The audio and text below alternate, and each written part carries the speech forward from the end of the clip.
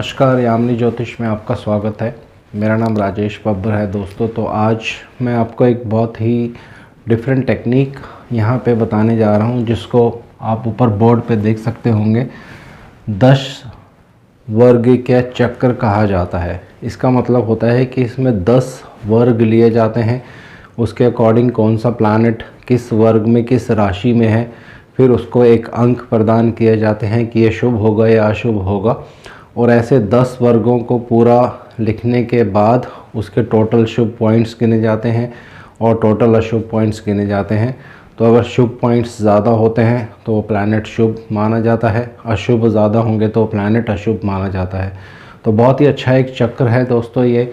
और बहुत सारी जो प्राचीन हमारी हिंदू ज्योतिष से रिलेटेड बुक्स हैं उसमें ये चक्र आपको देखने को मिल सकता है। बहुत जो अच्छे अच्छे ऑथर्स हैं, जो राइटर्स हैं, वो इस पद्धति को यूज़ करते हैं। तो पूरी वीडियो जो है इसी पे आधारित रहेगी। ये 2 पार्ट्स में मैं बनाऊंगा। पहले पार्ट में आपको सिर्फ बेसिक बताऊंगा और इसमें क्या क्या होता है, कैसे इसमें क्या क्या इसमें रूल्स हैं, क्या नियम हैं जो हमें याद रखने हैं, वो सब बताऊंगा। दूसरे पार्ट में एक एग्ज़ाम्पल कुंडली लेंगे, फिर उसको उस कुंडली के माध्यम से आपको बताऊंगा कि कैसे अशुभ और शुभ बिंदु इसको देने हैं हर ग्रह को। तो आइए वीडियो आरंभ करते हैं। वीडियो आरंभ करने से पहले बहुत बहुत धन्यवाद जो लोग मेरा चैनल सब्सक्राइब कर रहे हैं, और आशा करता हूँ ऐसे ही आप मेरी वीडियोस लाइक करते रहेंगे और शेयर करते रहेंगे अपने फ्रेंड्स, अपने रिलेटिव्स के साथ। तो जो प्रथा मैंने आपको बताई थी पिछली बार दोस्तों, जब भी किसी का प्रश्न आता है तो सबसे पहले मैं उनका प्रश्न लेता हूँ। तो आज जो प्रश्न है वो सरिता जी का है, झारखंड से। और इनका ये प्रश्न है कि 3 नंबर लगन के लिए गुरुदेव एक शुभ प्लैनेट माने जाएंगे या एक अशुभ प्लैनेट माने जाएंगे। तो सरिता जी, 3 नंबर लगन के लिए गुरुदेव सदा एक अशुभ प्लैनेट रहते हैं, क्योंकि एक पराशरी नियम है जो आपको हमेशा याद रखना पड़ेगा। जब भी केंद्र में किसी शुभ ग्रह की राशि होती है और वो ग्रह केंद्र में ही जाके विराजमान हो जाए शुभ ग्रह की राशि में, तो वो अशुभ माना जाता है। अपनी शुभता को वो त्याग देता है और अच्छे रिजल्ट्स फिर वो नहीं देता है। तो जो पराशरी का नियम है उसके अकॉर्डिंग मिथुन लगन में अगर आप देखेंगे गुरुदेव के पास 2 केंद्र आ जाते हैं, एक 7वां और एक 10वां। ठीक है, तो इसका मतलब है कि दोनों ही तरह से गुरुदेव एक अशुभ प्लैनेट हैं। जब कोई भी प्लैनेट 2 केंद्रों का मालिक बन जाता है, ये सिर्फ मिथुन लगन और धनु लगन और गुरु के लगन और बुध के लगनों के लिए ही एप्लीकेबल होता है।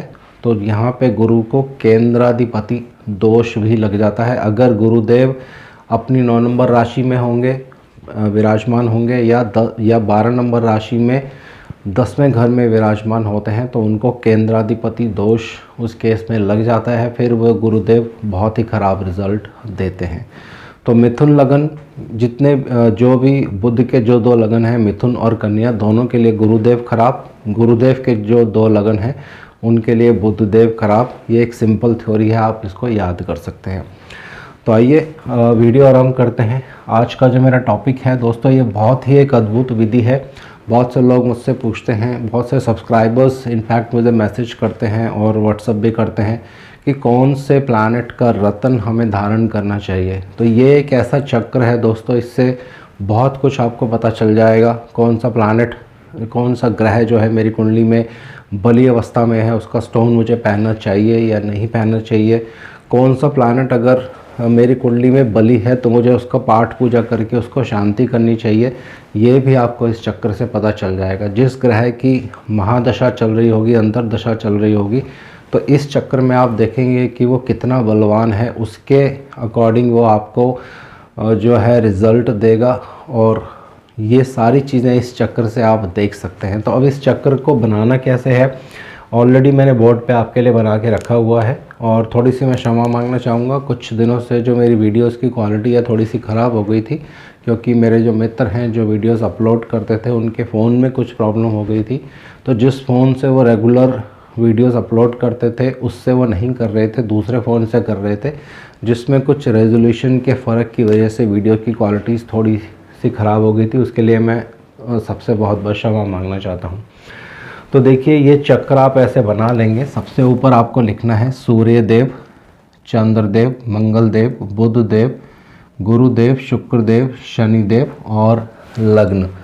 और इस तरफ आपको लिख लेने हैं जो 10 वर्ग होते हैं हमारे। तो सबसे पहले आपको लगन लिखना है, दूसरे नंबर पे होरा, तीसरे नंबर पे द्रेशकान, चौथे नंबर पे सप्तमांश और पाँचवें नंबर पे नवांश, फिर दशमांश, फिर द्वादशांश, त्रिशांश और षष्ठ्यांश।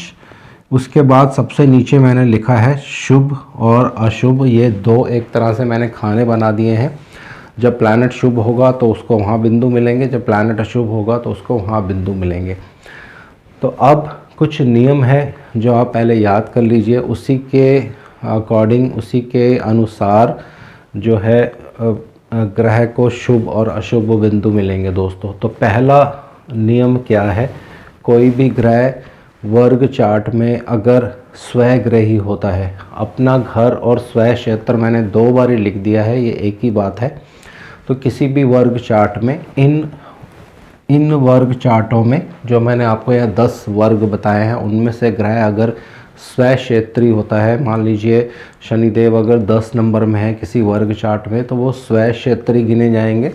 तो उस केस में उनको फिर शुभ ग्रह माना जाता है। यहाँ पे आपको नैसर्गिक पापी या नैसर्गिक शुभ ग्रह वगैरह कुछ नहीं देखना है, सिर्फ जो एक नियम दिए गए हैं ऋषि पराशर द्वारा वही याद करने हैं। उसके अनुसार ही अंकों का वितरण होगा, शुभ होगा अशुभ होगा, ये बाद में आपको मैं बताऊंगा। तो जो ग्रह स्व क्षेत्र में होगा वो शुभ माना जाता है। जो ग्रह मूल त्रिकोण राशि में होगा, तो यहाँ पे त्रिकोण थोड़ा सा मिट गया है आई थिंक। मूल त्रिकोण मतलब मान लीजिए शनिदेव कुंभ राशि में है किसी भी वर्ग चार्ट में, तो वो अपने मूल त्रिकोण राशि में आ जाएंगे, तो फिर उनको शुभ बिंदु वहाँ पे मिल जाते हैं। इसी तरह से उच्च कोई भी ग्रह अगर अपने वर्ग चार्ट में, इन वर्ग चार्टों में उच्च राशि में आ जाएंगे तो उन्हें शुभ बिंदु मिल जाता है। इसी तरह से कोई भी ग्रह अगर मित्र के घर में होगा तो भी उसको शुभ बिंदु मिलेगा। मान लीजिए सूर्यदेव अगर मंगल देव के घर में है वर्ग चार्टों में, ज़्यादा वर्ग चार्टों में, 3-4 वर्ग चार्टों में, तो फिर उनको शुभ बिंदु मिल जाता है।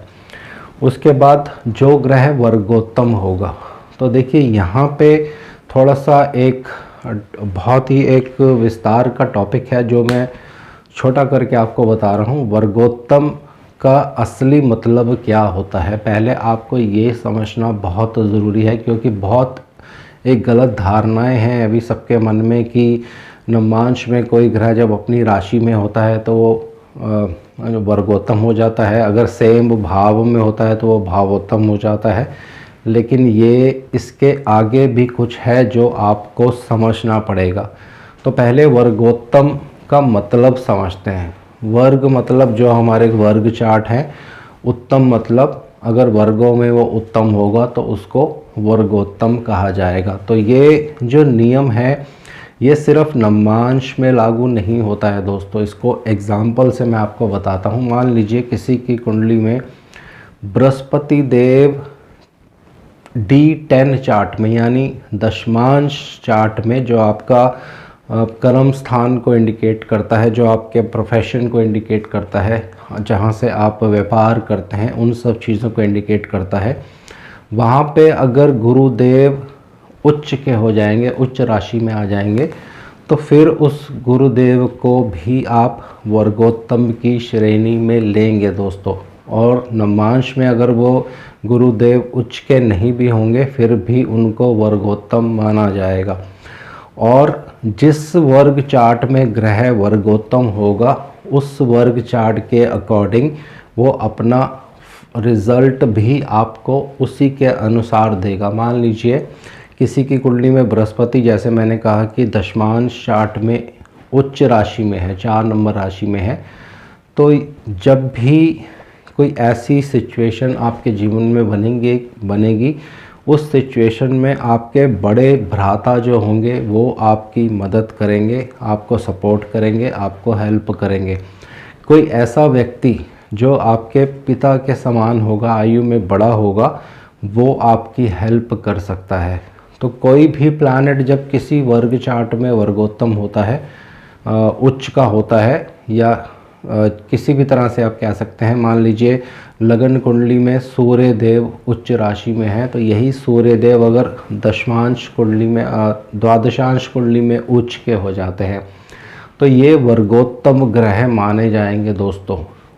और जो उनका रिज़ल्ट होगा वो अपने कारक भाव के अनुसार देंगे, जिस चीज़ों को वो सिग्निफाई करते हैं, जो उनके कारकत्व होंगे। सूर्य पिता के कारक हैं, सूर्य गवर्नमेंट के कारक भी होते हैं, सूर्य सरकारी नौकरी के भी कारक हैं। तो अलग अलग रिज़ल्ट अलग अलग वर्ग चार्टों में आपको देखने को मिलेगा। किसी के द्वादशांश चार्ट में अगर सूर्य देव वर्गोत्तम है, यानी राशि कुंडली में भी एक उसी राशि में है और द्वादशांश में भी उसी राशि में है, तो आपको अपने पिता से बहुत ज़्यादा मदद मिल सकती है, सपोर्ट मिल सकता है। कदम कदम पे वो आपका साथ दे सकते हैं। आपको अपने पिता का चला चलाया बिजनेस व्यापार मिल सकता है। ये भी इस तरह के कॉम्बिनेशंस हैं जो देखे जाते हैं। फिर उसको आपको और फर्दर एनालाइज करना पड़ेगा कि सूर्य देव द्वादशांश कुंडली में किस भाव में है। अगर अष्टम भाव में होंगे तो वो सुख आपको ज़्यादा देर नहीं मिलेगा। छठे भाव में होंगे तो उसमें परेशानियां आ जाएंगी। 12वें घर में आ जाएगा तो वो सब कुछ आपको मिलेगा, लेकिन आपके हाथ से निकल जाएगा, यानी आप उसको गवा बैठेंगे। तो अलग अलग भाव में अलग अलग जो है फलित रहता है दोस्तों। लेकिन वर्गोत्तम का जो मतलब है वो आपको पूर्ण रूप से यहाँ क्लियर हो जाना चाहिए। कोई भी ग्रह, दोबारा से मैं बता रहा हूँ, मान लीजिए आपकी राशि कुंडली में कोई भी ग्रह 12 नंबर राशि में है और किसी भी वर्ग चार्ट में ज़्यादा फोकस आपको इन 10 वर्ग चार्टों में करना है। अगर वहाँ पे भी वो 12 नंबर राशि में रहता है तो वो वर्गोत्तम की श्रेणी में आएगा दोस्तों। तो वर्गोत्तम ग्रह भी शुभ ग्रह की श्रेणी में आ जाते हैं। और इसके बाद है निसर्गिक शुभ ग्रह की जो राशियाँ होती हैं। शुभ ग्रह हमारे कौन से हैं? गुरुदेव, शुक्रदेव, चंद्रदेव, बुधदेव। ये नैसर्गिक शुभ ग्रह हैं। इनकी राशियों में भी अगर वर्ग चार्ट में ग्रह आ जाते हैं तो भी उनको शुभ ग्रह की श्रेणी में गिना जाता है, तो उनको शुभ ग्रह, शुभ पॉइंट्स मिलेंगे। अब उसके बाद आपको याद कर लेना है कि अशुभ कब होगा ग्रह? जब वो अपनी नीच राशि में होगा। कोई भी ग्रह अगर वर्ग चार्ट में नीच राशि में हो जाता है तो फिर उसको अशुभ माना जाता है, उसको अशुभ बिंदु मिलेंगे। लेकिन उसमें कुछ रूल्स हैं। अगर वो लगन से संबंध बनाता है तो फिर प्रेडिक्शंस में थोड़ा सा चेंजिंग हो जाती है, वो आने वाली वीडियोस में आपको मैं बताऊंगा। कोई भी ग्रह अगर शत्रु राशि में होगा तो उसको अशुभ माना जाता है, तो उसको अशुभ अंक मिलेंगे। कोई भी ग्रह अगर निसर्ग पापी ग्रहों की राशियों में होगा वर्ग चार्टों में, तो भी उसको अशुभ माना जाता है। तो निसर्ग पापी ग्रह कौन कौन से हैं हमारे? इसमें सूर्य देव और मंगल देव को भी लिया जाता है, क्योंकि ये एक नेचुरल क्रूर ग्रह है, देवता है, लेकिन पापी की श्रेणी में नहीं आते हैं। लेकिन जब ये चार्ट बनाया जाता है तो शनिदेव, मंगल देव और सूर्य देव, इन सबको पापी ग्रहों की श्रेणी में लिया जाता है दोस्तों। तो यहाँ पे एक रूल और एप्लीकेबल होगा। मान लीजिए सूर्य देव अगर मेष राशि में है तो फिर वो शुभ माने जाएंगे दोस्तों। मित्र ग्रह की राशि में आने से वो प्लैनेट शुभ हो जाता है, तो ये आपको याद कर लेना है। जैसे शनिदेव अगर मंगल देव की राशि में आ जाएंगे किसी भी वर्ग चार्ट में, तो वो एक अशुभ प्लैनेट माने जाएंगे, शुभ प्लैनेट नहीं माने जाएंगे। फॉर एग्ज़ाम्पल मैं अपनी कुंडली बताता हूँ। मेरी कुंडली में, लगन कुंडली में शनिदेव जो हैं मेष राशि में है, एक शत्रु राशि है, एक नैसर्गिक शुभ ग्रह की राशि में है और नैसर्गिक पाप ग्रह की राशि में है, सॉरी। इसी तरह से नवांश में भी मैं अगर देखूं तो मेरे शनिदेव 8 नंबर राशि में है, तो फिर से एक नैसर्गिक पापी ग्रह की राशि में चले गए हैं। तो ऐसे केसेस में क्या होता है, जब लग्नेश दोनों जगह पाप पापी ग्रह की राशियों में आ जाते हैं तो जीवन में बहुत स्ट्रगल रहता है दोस्तों। तो ये प्रेडिक्शन पार्ट है, जब प्रेडिक्शन पार्ट पे आएंगे तो वो भी साथ साथ आपको मैं कुछ डिटेल्स जो है बताता रहूँगा। तो ये सारा बेसिक था, ये मैंने आपको बता दिया है। अब इसमें एक और बहुत इम्पॉर्टेंट चीज़ है जो मैं आपको बताना चाहता हूँ। बहुत सारी यूट्यूब चैनल्स जब आप देखते हैं या बुक्स वगैरह पढ़ते हैं तो उसमें जो उनके लेखक होते हैं वो ये कहते हैं कि ये ग्रह तो गोपुर नवांश में है, या ये ग्रह देवलोक में है, या पारिजात में है। तो इसका मतलब क्या होता है, इसका मतलब भी अभी इस चार्ट के माध्यम से मैं आपको बताऊंगा कि किस ग्रह के पास कितने शुभ बिंदु होंगे, तो वो देवलोक में होगा या पारिजात में होगा, कैसे उसको आपको देखना है, ये इस चक्कर के माध्यम से पता चलता है दोस्तों।